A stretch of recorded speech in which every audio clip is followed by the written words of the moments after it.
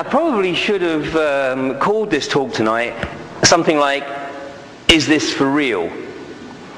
Because when I first started introducing this subject to people, the reaction was, "Oh, don't be so stupid, they're not going to do anything like that."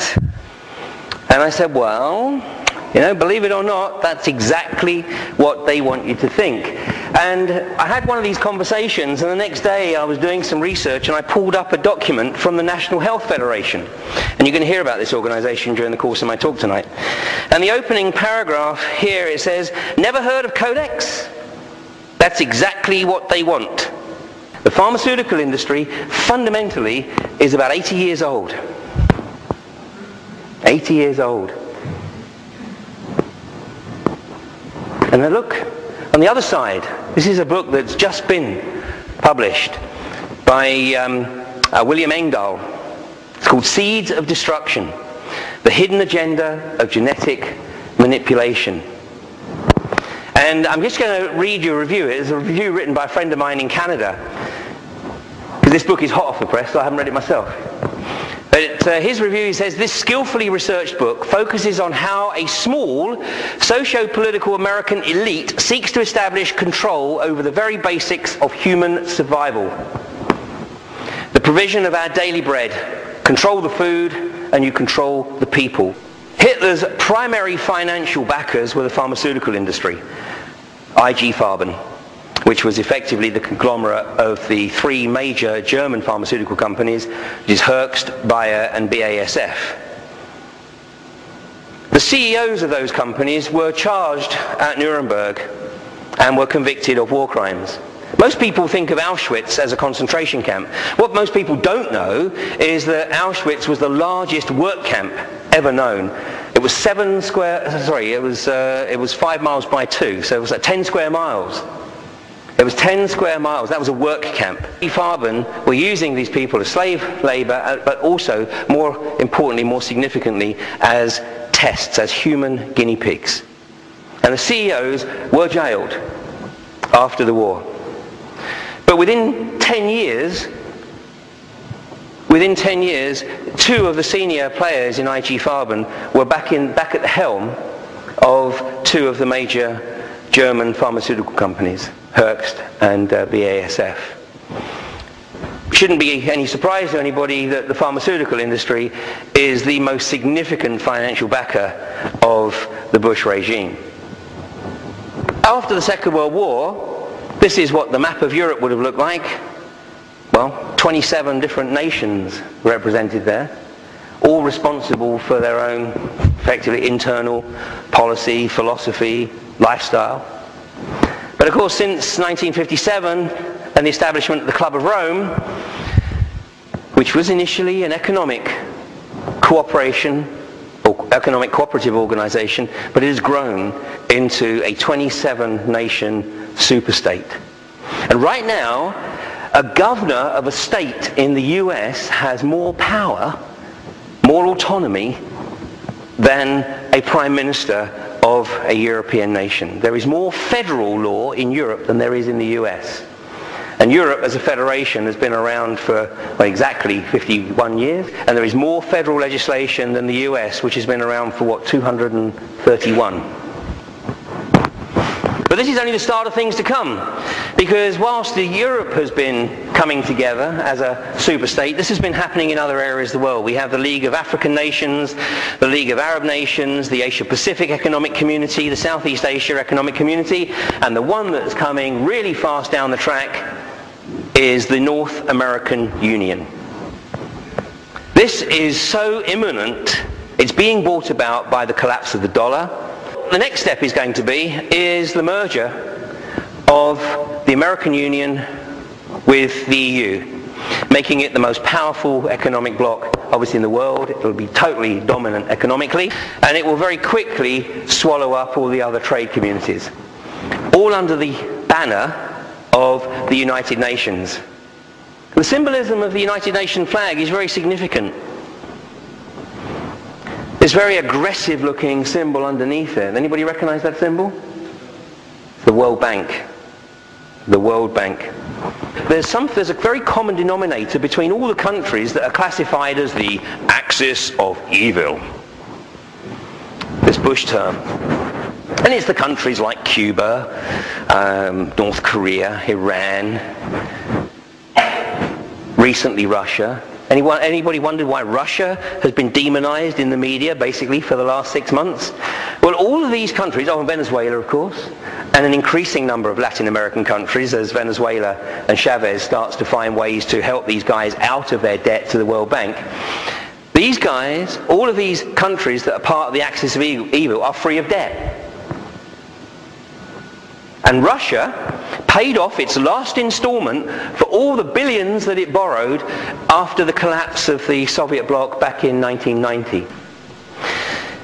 The World Bank has a couple of henchmen to carry out its will, and that is the World Trade Organization, which has been around since 1995, and the World Health Organization.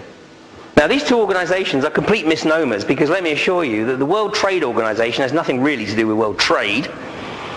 And the World Health Organization definitely has nothing to do with health.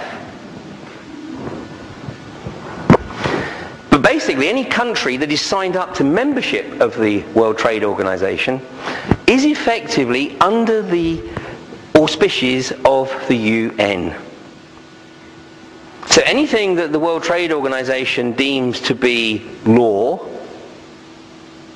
the member countries have to abide by. And I'll give you one example that you won't be aware of.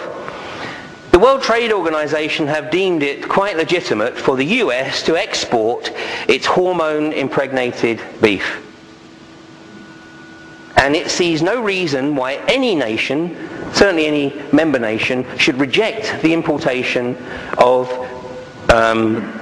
contaminated beef, i.e. contaminated with the growth hormone.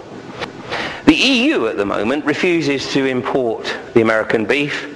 So the EU has to pay a fine to the World Trade Organization of 150 million euros a year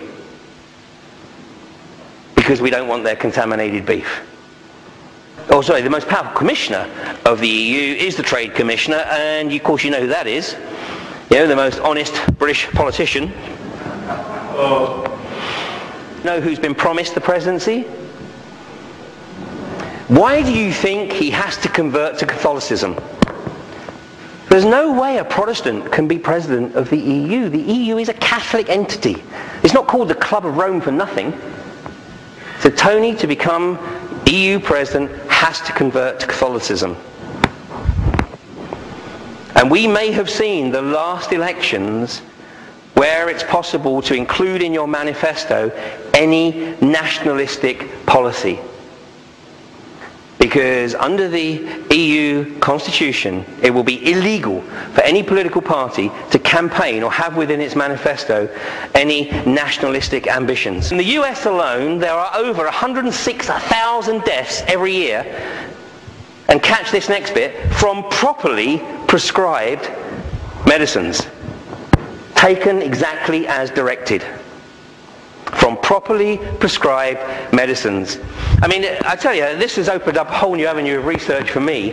And there's one particular book that I came across. It's called Corporate Crime in the Pharmaceutical Industry. And look at this. Another 150,000 people will die every year as a result of other medical blunders, making deaths caused by doctors one of the leading causes, some would say the leading cause of death in the USA. And just to put this in perspective, in 2002, the top 10 pharmaceutical companies earned more in profits than the rest of the 490 companies in the Fortune 500 put together. And the reason I'm using 2002 is because that changed in 2003 with the oil industry deciding to get a piece of the action. But this is the magnitude of the profitability. Any idea how many people die from terrorism? None. Big fat zero. And yet we have a war on terror. But, you know, basically, fundamentally, what's killing people is not terror. It's the pharmaceutical industry. You know, if somebody says to you, oh, organic food, we're still going to have access to organic food in 2010, they're probably right. They're probably right.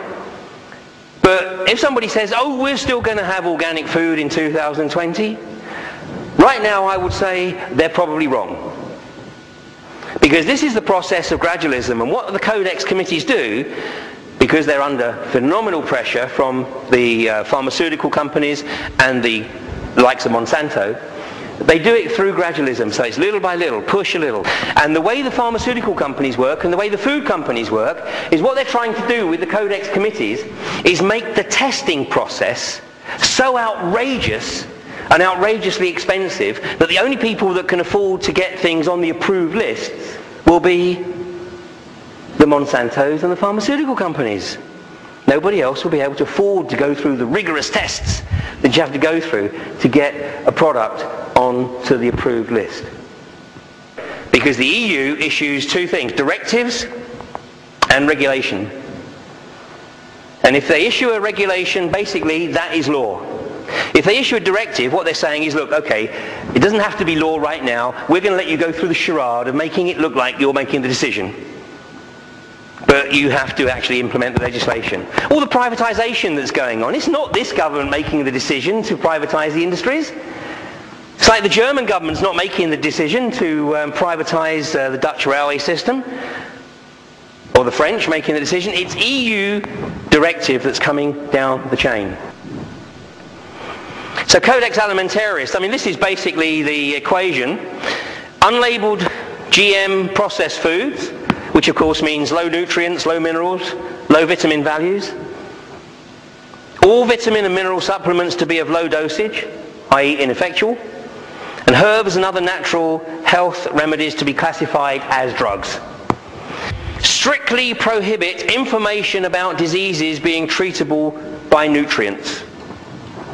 Strictly prohibit. It is fundamentally illegal for a doctor to advise a patient that their condition may improve if they change their diet. This is outrageous.